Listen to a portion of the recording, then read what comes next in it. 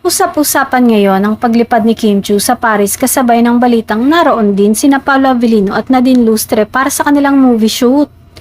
Ayon sa mga kumakalat na chika, may nakakita umano kay Kim sa lugar na malapit sa shooting location ng dalawa. Dahilan para lalong uminit ang usapan online. Dagdag pa rito, napansin ng mga manonood ng It's Showtime na halos 3 linggo nang hindi napapanood si Kim sa programa. Lumabas ang espekulasyon na may training umano siya sa Paris na ayon sa ilang source ay private but not secret. Kaya hindi ito agad ibinunyag sa publiko. Dahil dito, nagsulputan ng iba't ibang intriga.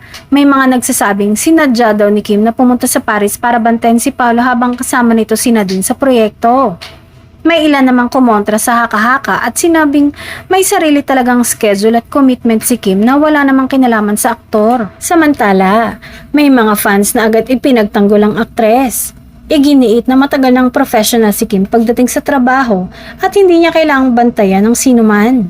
Para sa kanila, normal lang na magkaroon siya ng international training o personal trip lalo na't patuloy ang kanyang growth bilang artista.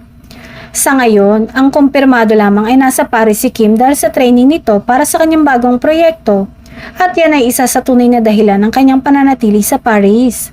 Samantala, patunay lang ito umano kung gaano kalakas ang interes ng publiko sa kanilang mga galaw.